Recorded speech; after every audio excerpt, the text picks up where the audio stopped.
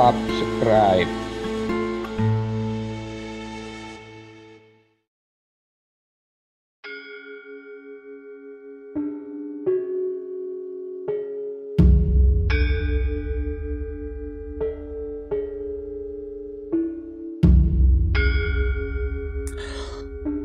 Ketika Basah Mertonegoro menyelesaikan cerita dan semua mulai membereskan peralatan makan, seorang tetunggul prajurit jaga datang tergopoh, berjongkok sembari menghaturkan sembah dan meminta izin memberikan laporan. Ngaturaken kepada Gusti Basah bahwa dari arah pagar tipis tampak iringan barisan prajurit menuju kemari. Menilik dari panji-panjinya, mereka adalah kesatuan Mantri Jero. Demikianlah Gusti, ujarnya sambil mengulupkan sembah kembali untuk mengakhiri laporannya. Mantri Jero, mungkinkah itu Dimas Basah Gondokusumo? Tanya Mertonegoro. Wah, semoga demikian Kang Mas, sahut Nurkandam.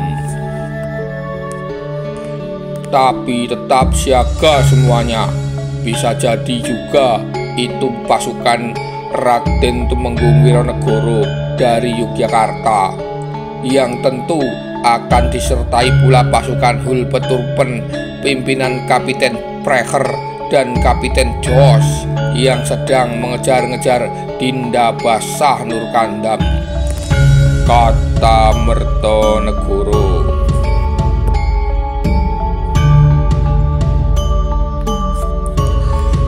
Seorang prajurit lain kini datang dengan wajah semeringah dan seperti yang sebelumnya segera berjongkok lalu mengangkat sembah.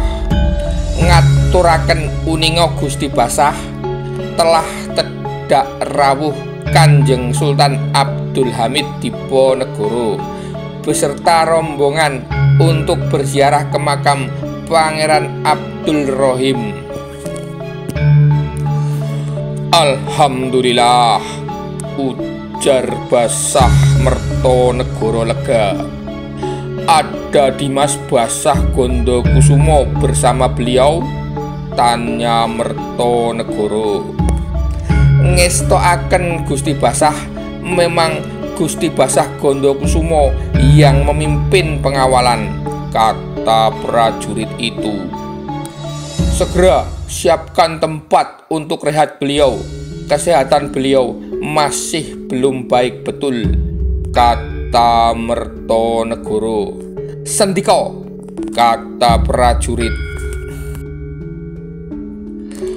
Rombongan itu mendaki perlahan, menyusuri sela-sela pepohonan, didahului panji-panji prajurit Mantri Jero. Para pengawal depan yang berjalan kaki mengapit Raden Basah Gondokusumo yang duduk tegak di atas kuda hitamnya dengan menganggar pedang, mengenakan keris dalam posisi nyote depan dan menggenggam tombaknya. Jubah hijaunya berkibar-kibar ditiup angin, sementara ujung-ujung serbannya melambai seirama langkah tunggangannya. Di belakang Gondokusumo duduk dengan wajah pucat yang menunduk dan tampak bulir-bulir keringat dingin menghiasi wajahnya. Diponegoro memegangi erat-erat kekang kuda yang diikatkan pada batangan depan pelananya. Ki Sumotali menuntun kuda itu dengan hati-hati sambil terus mengawasi dengan was-was keadaan junjungannya. Demikian pula si Cebol, Banteng Wareng, dan mitranya Joyo Suroto yang memanggul buntelan besar dan berjalan di sebelah kanan kuda berwarna dawuk itu. Basah Mertonegoro dan Basah Nurkandam menyambut dengan bahagia kedatangan mereka. Gondokusumo dan Diponegoro tersenyum, terlebih ketika melihat Nurkandam. Tapi yang paling heboh tentu saja Banteng Waring. Gusti Basah Nurkandam, I miss you pul. Tidak menyangka kok bisa ketemu Rika di sini. Lah, kia kan amazing kayak gue mbok. Panakawan setia itu membuang buntelannya dan langsung menubruk dengan peluk ke arah Basah Nurkandam yang spontan mengangkatnya, sehingga tergendonglah dia berputar-putar sampai 3 kali dalam pelukan senopati muda itu. Diponegoro yang turun dari kuda dengan pertolongan Joyo Suroto dan Ki Sumotali langsung tersenyum lebar melihat mereka. Joyo Suroto pun langsung berteriak, "Kangen ya kangen di, tapi ya jangan terus kewajiban ditinggal. Mak Prung Jian, ora tanggung jawab belas kamu itu." Ki Sumotali yang harusnya tugasnya cuma mengurusi kuda terpaksa ikut bantuin aku itu loh, Di. Kalau kamu juga kangen, sana Kang Roto, gabung sana. Aku nggak perlu kamu papah, nggak apa-apa. Sana ikut gabrus, terus peluk-pelukan sama Nurkandam sana, kata Diponegoro tersenyum ngereken abdi kinasihnya. Lah iya lu, sahut Mertonegoro. Kang Waring ini mentang-mentang tidak dapat perawan ayu, ada jejaka ganteng, juga langsung digabrus begitu. Semua tertawa riang mendengar candaan-candaan segar itu. Mertonegoro dan Nurkandam lalu berlutut mengulukkan sembah kepada Diponegoro. Sang pemimpin perang Sabil Jawa itu mengangkat tangan mereka dan memeluk keduanya, diawali dari Mertonegoro terlebih dahulu, kemudian disusul Nurkandam. Mertonegoro beralih ke sisi dan memeluk adiknya Gondokusumo. Aku bersyukur sekali kamu selamat, Nurkandam Effendim, ujar Diponegoro sambil mencekau kedua lengan basahnya yang berasal dari ngerum itu. Lama keduanya bersitatap, dan Nurkandam yang semula merasa ada selaksa kata yang hendak dia ungkapkan tiba-tiba kehilangan semua bahasa. Sekonyong-konyong segala yang hendak dia tanyakan ataupun sampaikan lenyap, terisap badai perasaan dalam jiwanya. Ya Rob, terakhir kali berjumpa di pertempuran Siluk, beliau masih amat gagah dan bugar, dan inikah beliau sekarang kurus dan letih, rapuh dan lirih, sakit dan sedih. Nurkandam meraba kulit jemari yang mengeriput, merasakan genggaman yang berbalut dendam, dan melihat tulang pipi yang menonjol.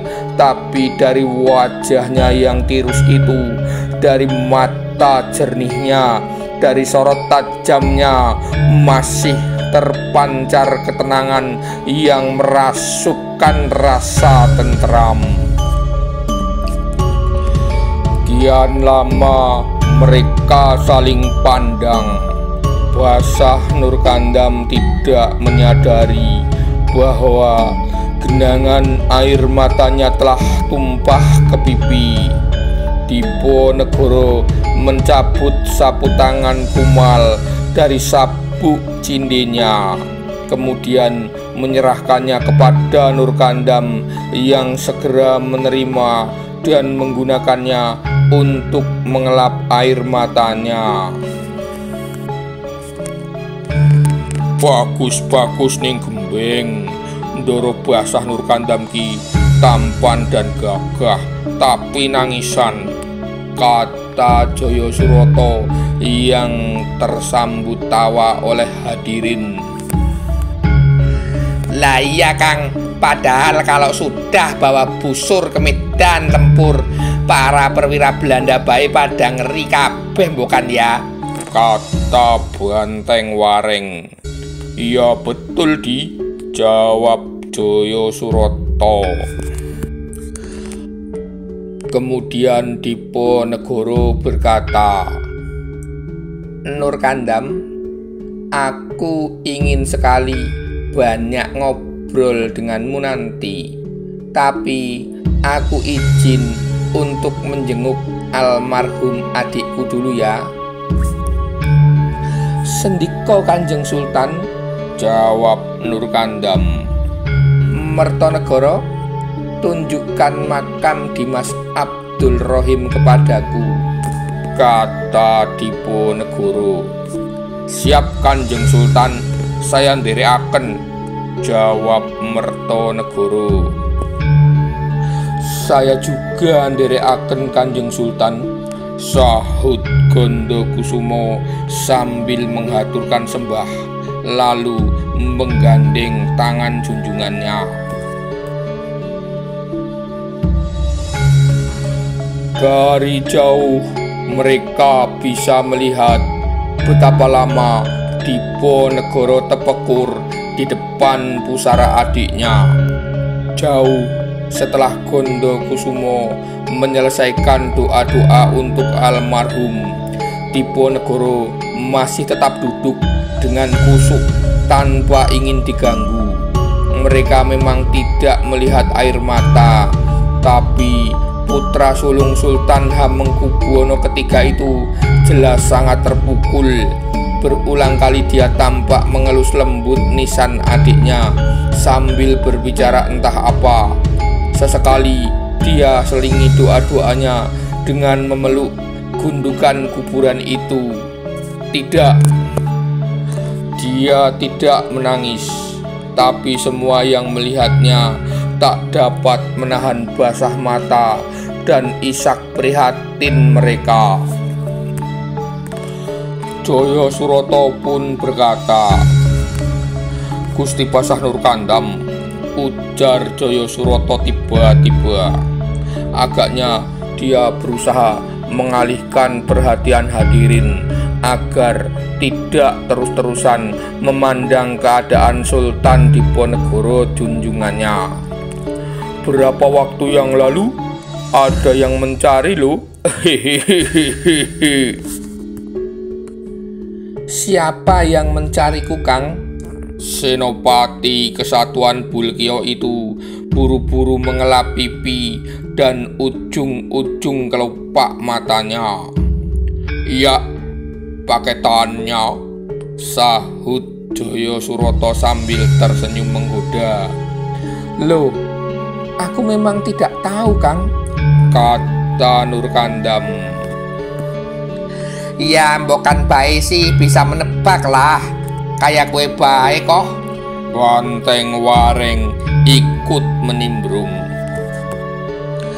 Kalau pada tidak memberitahu ya sudah, kata Nurkandam. Lu terus nesu, marah. Wah, Gusti Basah Nurkandam sekarang berubah. Nggak bisa diajak guyon ternyata nggak asik, kata Jaya Suroto. Iya sih ya, bukan ya karena lama tidak bertemu. Orang yang kemarin malah nemuin kita ya Kang. Siapa sih yang nyari aku Kang Wareng? Kanda Basah Kotip, tanya Nur Kandam. Lah kalau Gusti Basah Kotip nyong dengar-dengar sih kabarnya ditangkap sama Belanda bukan ya? Kata Banteng Wareng. Ya siapa tahu sudah berhasil lolos kemudian menyari-nyari aku Kang. Kata Nur Kandam. Ya semoga saja ya beliau Gusti Basah Kotip segera bisa bergabung kembali bersama dengan kita, ujar Banteng Wareng yang disambut seruan amin oleh hadirin.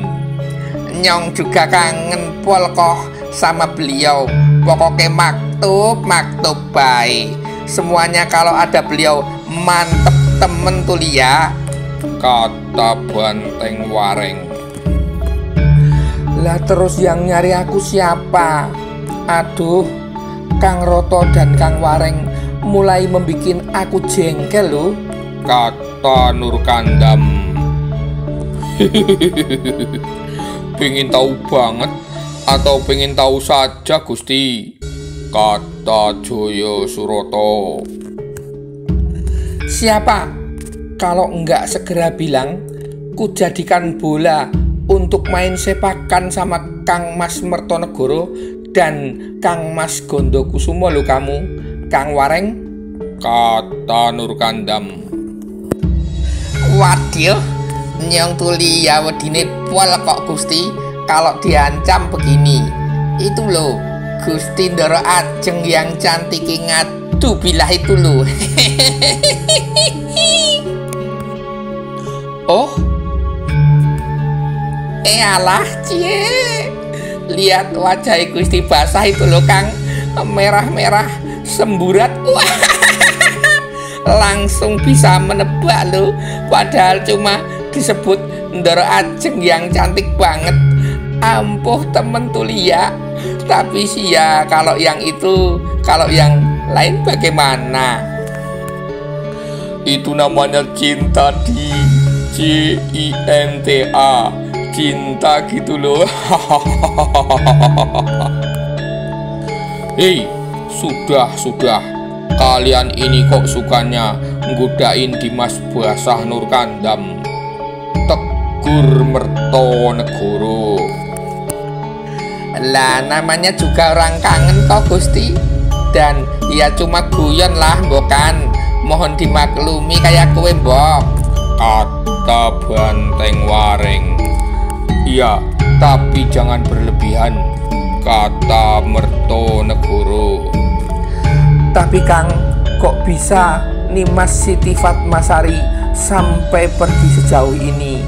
Bukannya selama ini dia dipingit sama ayahnya? Kata Nur Kandam. Semburat merah lagi di pipinya loh dia. Nah, itu soalnya kenapa dia bisa sampai pergi sejauh ini, saya juga kurang tahu. Tapi yang jelas dia diantar sama Gusti Cawanji dan juga Mbok Sainem. Kata Joyo Suroto. Oh, begitu. Ada pesan untuk saya tidak, Kang? Tanya Nur Kandam. Ya tidak sekarang toh Gusti. Saya juga malu mau ceritanya. Bukan begitu ding. Kan yang dititipi pesan Kanjeng Sultan Diponegoro sendiri. Kata Joyo Suroto. Oh, kalau begitu ceritakan kepada kami bagaimana kisah luar biasa kalian mendampingi Kanjeng Sultan keluar masuk hutan, Kang. Pasti penuh suka dan duka. Kata Nur Kandam. Dari tadi lo. Iya memang penuh suka duka, lara, lapa, lapar dahaga. Ruwet segala ditambah pusing kepala lu, tapi dan juga cinta Gusti, kata Jaya Suroto. Walah gayane Rika Kang, orang wati temen. Ya mumpung lagi bahagia ini di anu Gusti, waktu kami lagi susah-susahnya di hutan Wonolarban itu kok ya Gusti Allah tidak habis-habisnya memberi anugerah. Saya juga sudah cerita kepada Gusti Aji soal ada harimau bernama si Tepeng yang mengantar Kijang saat kami betul-betul tidak lagi punya makanan, kata Jaya Suroto. Aji, Cawanji, tanya Nur Kandam. Iya Gusti, lawung dia sama Mbok Sainem yang mengantar Den Ajeng Fatma kok, kata Jaya Suroto. Oh, kata Nur Kandam. Jaya Suroto menangkap ada perubahan di wajah basah Nur Kandam. Dia mengerti pembicaraan harus dialihkan lagi. Dia agak lupa tadi kalau Nur Kandam tidak sesantai basah Khotib dalam bercanda. Menyangkut Raden Ajeng Siti Fatmasari pasti sangat peka. Banyak hal yang bisa jadi akan membuat dia berprasangka. Anu Gusti, di hutan itu sebenarnya Kanjeng Sultan menunggu-nunggu kedatangan Tumenggung Kolopaking. Beliau tiap hari menanyakan, tapi memang Tumenggung Kolopaking tidak datang-datang Gusti. Penghubung kami, para tetunggul desa tepi hutan yang oleh Kanjeng Sultan dinamai Paraban, Gareng, Petruk, dan Bagong, justru datang membawa kabar bahwa pasukan Belanda semakin dekat ke Wonolarban. Bahkan saat hendak menuju hutan, mereka sempat ditanya-tanyai dan diancam-ancam oleh pasukan Belanda. Beberapa hari kemudian, ketika mereka hendak mengantar makanan, ada pasukan patroli Belanda berjaga di jalan masuk ke hutan dan menembaki mereka. Segera mereka menyarankan agar kami meninggalkan Wonolarban, kata Jaya Suroto. Kemana lagi Kang setelah itu? Tanya Nur Kandam. Tujuan sebenarnya kami mau ke Remo Gusti, tapi kami lewat Wonowadas Malang dan Siti Miring. Sesampainya di Siti Miring, datanglah seorang prajurit membawa surat dari Residen Yogyakarta. Tapi Gusti Diponegoro sama sekali tidak mau menyentuh surat itu, kata Jaya Suroto. Masya Allah, kata Nur Kandam. Lah habis itu yang susah Gusti, kami tersesat jalan, kata Jaya Suroto. Kok bisa Kang? Tanya Nur Kandam. Lagi Somotali ternyata tidak tahu jalan di daerah situ, jadi kami hanya menebak-nebak. Kami kira jalan manusia, ternyata jalan yang biasa dilalui badak.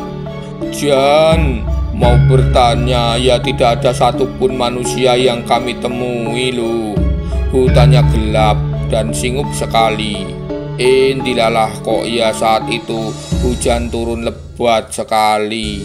Untung kuda Kanjeng Sultan itu tetap bisa mengira-ngira jalan sampai kami menemukan tempat untuk istirahat di dalam hutan. Ada mata air kecil dan tempatnya bagus. Dibuat gubuk sederhana tempat tinggal sementara.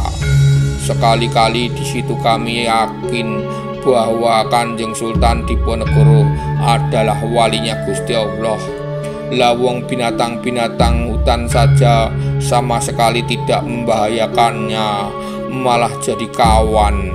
Tapi di situ juga penyakit Gusti Diponegoro kambuh parah sekali lagi. Alhamdulillah, lagi-lagi Gusti Allah mengirimkan pertolongan. Gusti Akwo, Gusti Basah Kondokusumo, dan beberapa hari kemudian rombongan Den Ajeng Siti Fatmasari menjumpai kami. Kata Joyo Suroto panjang lebar. Demikian rupanya. Lalu dari sana kalian ke pagar tipis, kemudian ke sini ya Kang? Tanya Nurkandam. Betul sekali Gusti, jawab Joyo Suroto.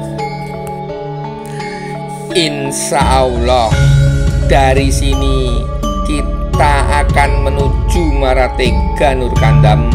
Seliramu ikut bukan? Diponegoro ternyata sudah bergabung bersama mereka tanpa disadari oleh sebagian hadirin yang asik menyimak penuturan Joyo Suroto. Ngaturaken sungkem pangabektos Kanjeng Sultan, kata Nurkandam. Kula ugi ngaturaken sembah pakurmatan, kata Mertonegoro. Pun kula ugi mboten katilar ngunjukaken salam taklim, kata Banteng Wareng. Demikianlah satu demi satu mereka menghaturkan salam dan doa untuk Diponegoro yang terlihat masih lemah dan pucat itu. Sang junjungan membalas dengan senyum dan anggukan tanda restu. Dengan dipapah oleh kakak beradik Raden Basah Mertonegoro dan Gondokusumo, dia pun menuju ke sebuah alas duduk bersandaran dari anyaman rotan yang telah disiapkan di salah satu sudut. Nurkandam mengiring dengan takzim di belakang ketiganya. Banteng Waring berjalan mendahului dengan merunduk untuk melapiskan kain tebal pada alas duduk itu. Joyo Suroto juga bergegas menyiapkan ramuan obat pemberian Xiao Chen Kuok beserta minuman hangat. Di mana paman kalian Raden Adipati Abdullah? Tanya Diponegoro setelah beberapa kali beringsut memapankan badannya di alas duduk itu. Banteng Wareng bergeser untuk memijit-mijit kakinya. Joyo Suroto mengulurkan cangkir tanah liat berisi ramuan obat. Sang pemimpin meminumnya sambil memejamkan mata. Pahit ya Kang, lirih Diponegoro. Inggih seperti biasa Gusti. Hihihi. Joyo Suroto menerima kembali cangkir itu dan menggantinya dengan sebuah cawan dari tempurung kelapa berisi air gula aren. Ini untuk penawarnya Gusti. Manis kok Gusti. Mertonegoro dan Gondokusumo masih saling pandang dan saling memberi isyarat agar saudaranya yang menjawab pertanyaan Diponegoro sebelum minum obat tadi. Di mana pamanmu Mertonegoro? Tanya sang pangeran mengulang pertanyaannya dan menunjukkannya pada yang lebih tua. Kanjeng Paman berada di tempat yang aman, tapi agak jauh dari sini Kanjeng Sultan. Beliau bersama beberapa sesepuh, kata kata Mertonegoro.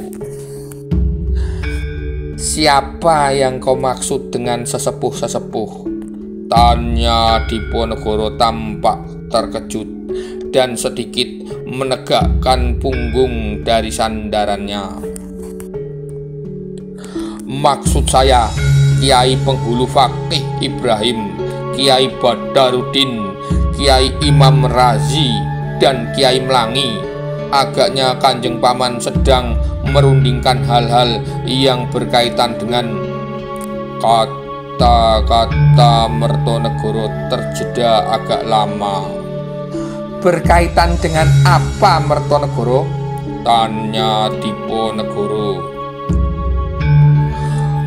Mereka agaknya berembuk tentang tawaran damai dari pihak Belanda. Mertonegoro mengakhiri jawabannya dengan sembah yang sangat tunduk. Diponegoro terdiam, tapi semua yang hadir bisa merasakan keheningan yang pahit di sana. Rasa getir menyambar-nyambar. Mertonegoro dan Gondokusumo tidak berani mengangkat kepala. Nurkandam lagi-lagi meneteskan air mata. Joyo Suroto memilih mundur ke belakang, berpura-pura membereskan cangkir bekas obat dan cawan minuman. Banteng Waring yang agaknya kesulitan mengendalikan diri, jemari-jemarinya tetap memijat, isaknya tertahan, tapi napasnya tersengal-sengal. Badannya bergetar, nyaris terguncang oleh guncahan emosi di dalam dada. Lelaki cebol itu kaget ketika justru Diponegoro mengelus kepalanya. Sabar Kang Waring, semua sudah kinaris, kata Diponegoro. Banteng Waring mendongakkan kepalanya sedikit dan berkata pelan, "Lah, saya baru percaya kalau yang bilang begitu itu Gusti Basah Kotip lah Kanjeng. Nek beliau itu pokoknya maktub bain kayak kue. Mantep pol Gusti," kata Banteng Waring. Sultan Abdul Hamid Diponegoro tersenyum sangat lebar mendengar kata-kata Banteng Waring itu. Mau tidak mau, seluruh yang hadir akhirnya lepaskan tawa kecil mereka. Banteng Waring pada dasarnya punya sifat jenaka dan pandai menceriakan orang. Dalam keadaan sesedih apapun, dia yang tampak paling sedih. Tapi dia pula yang akan mengembalikan keriangan sesegera mungkin. Aku kok yakin bahwa Basah Kotip sedang menuju kemari untuk bergabung dengan kita. Insya Allah dalam waktu dekat kita akan berjumpa dengannya, kata Diponegoro. Amin, amin, amin, sambut para hadirin. Sebaiknya sekarang kita bicara tentang yang ringan-ringan dan membahagiakan, bukan begitu? Kata Diponegoro. Nah, leres Kanjeng Sultan, leres, sahut Dipokusumo sambil menyembah. Dia yang paling mengetahui sikap pamannya Raden Adipati Abdullah akhir-akhir ini akan merasa berkurang beban hatinya kalau pembicaraan itu dialihkan. Nurkandam, kata Diponegoro. Saya Kanjeng Sultan, jawab Nurkandam. Karena ayah Siti Fatmasari, Sidanurejo Pan itu kafir murtad. Dia tidak lagi berhak untuk menjadi wali bagi putrinya. Maka wali hakimlah yang berhak menikahkannya. Dengan kedudukanku sebagai Ratu Panetek Panotogomo setanah Jawa, akulah hakim. Sehingga Siti Fatmasari telah pula memasrahkan kepadaku hak perwalian atas dirinya untuk menikahkannya. Demikian pula soal mas kawin, aku telah diberi wewenang untuk membicarakannya dengan lelaki yang bersedia menjadi suaminya. Pertanyaanku sekarang, apakah kamu bersedia menjabat tanganku untuk mengucapkan ijab kabul bagi Raden Ajeng Siti Fatmasari? Basah Nurkandam, kata Diponegoro. Pemuda itu ternganga, kemudian menunduk. Air mata di pipinya mengalir perlahan dan menetes ke pangkuannya. Saya, kata-kata Nurkandam terputus. Seorang prajurit menyelusup barisan dan mendesak, kemudian maju menghaturkan sembah kepada Diponegoro. Ngaturi uningo Gusti, ujarnya lugas. Ada utusan yang mengaku membawa pesan maha penting dan barang titipan untuk Gusti Basah Nurkandam. Meski semua bertanya-tanya, banyak yang tetap tidak akan tahu bahwa pesan dan benda yang diterima Nurkandam akan mengubah banyak hal di depan mereka.